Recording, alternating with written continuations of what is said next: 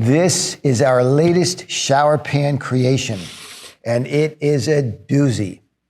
So this is the actual size of the stainless steel shower pan. This is an insert that fits inside. The stainless steel shower pan is only about 2 inches deep with the sidewalls.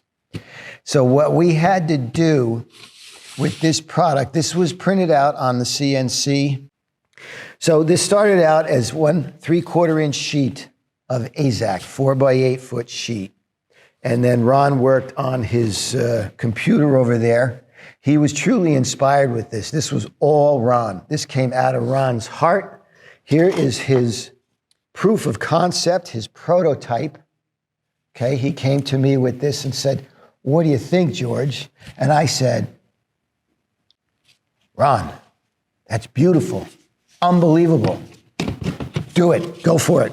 When can you have it ready?" Like I said, this was a doozy. So this teak started out as a 5/4 by 8 solid teak board from the lumber yard. Almost $300 for that 6-foot board. I told Ron, when you mill this down, save the sawdust. We'll use it somewhere. It's expensive. Anyway, teak, solid teak.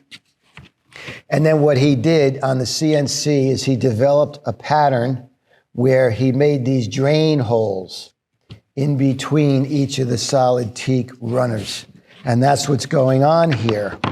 So these runners are going to all fit in these channels that were made on the CNC. The depth and the width and the tension required to push them into place all worked out on the CNC. I mean, down to 1,000th, you know, we really get pretty tight with this stuff. And sometimes we get tight and then we loosen it up. For instance, this is a 2-piece shower boardwalk, okay? Why is it in 2 pieces, you ask? Well, one, we wanted to make it easy to remove the sections for cleaning. You want to take these things up out of the way and clean the stainless steel shower pan. 2, Lisa could take this outside, set it right outside the van, and take an outdoor shower. How fun is that? So this is where Lisa will stand for a shower. Her controls are here. So in making this 2-piece panel, Ron developed these tabs. Male tabs on this piece, female tabs on this piece. Female, female, right? And obviously you know why. So they fit together one way. He relaxed the tension required to press these 2 pieces together so Lisa wouldn't have a struggle bringing these 2 puzzle pieces together, so to speak. All these different slots are drain holes. And then, like I said, the teak goes inside. So we've got 2 sets of teak. Believe it or not, as thin as these are, you see they're all numbered. Each of these pieces are a corresponding number. Ron grain matched across. Okay? That is a freakishly OCD detail. I love it. I love it. To do these cuts for the wood and to do all these little drain slots, you don't just go in and dig it out. You got several passes. I think 4 passes for each of these drain slots. 7 hours on the CNC to cut this out. Then it had to be flipped so we could cut these pieces. Now, mind you, we're dealing with a 3/4 inch board, 3/4 inch AZAC board. Okay, this is waterproof, it's weatherproof. When it's all glued up, it'll be very sturdy, glued and screwed. But what we're going to do on the back side is then Ron made these separate pieces. We call these the feet. So these feet correspond with one of the teak boards on the underside, on the top side rather. See this? Like that. Teak board, floor under it. If we put a floor foot under the drain holes, you'd see it and it would block the drain water. So that had to be worked out. So with the feet and the thickness of this, these are flush with the rest of the floor in the van. Lisa did not want any step up or step down. Flush the entire van floor. So when this is all assembled, so we had to nail that perfectly. And if you notice, these teak boards are up ever so slightly above the AZAC surface. In fact, we dropped them down a little further in the real production model. So they're up just enough so that you don't slip on the AZAC, but they're not high, so high that it hurts your feet. I mean, we really went through an awful lot of thinking and what ifs, a lot of what ifs. Amazingly, this entire effort came together in the first try, first pass. There were no errors. There was one. There was one error, and it created a bit of irony, I would say.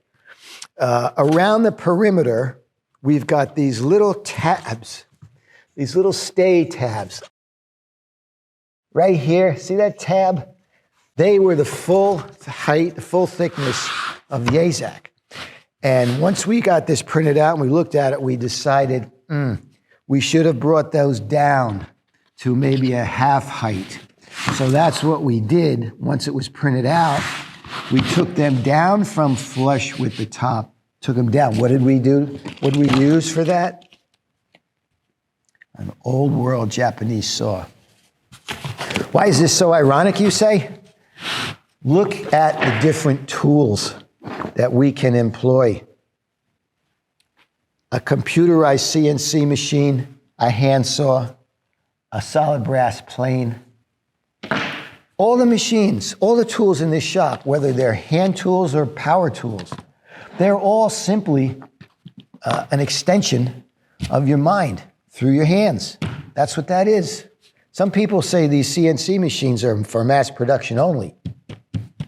This is a one-off, baby. Look at the creativity that went into this, okay? And we used it we pulled it together on the CNC. Yes, I may very well use this shower pan boardwalk in another van because it is so beautiful and unique and creative. Be that as it may, and may that day never come. So, as I said, it's two-sided. So we had 7 hours of cut time here, and then we had to flip the entire thing over and do the backside. And like I told you, they had to line up, right? The feet and the teak have to line up. How do we do that? Around the perimeter of this piece of AZAC, we put dowels through the AZAC into the table of the CNC, okay? Registration pins, that's what they are. And we made this whole area symmetrical. So, this thing is sitting in the dowels. When it was time to flip it, you flip it over, you locate those dowel holes, registration. I've been doing this with color separations when I had my photo studio. Typeset pages, we always had crop marks, registration marks. That's what they were, locating pins. Very simple. Again, solve a problem.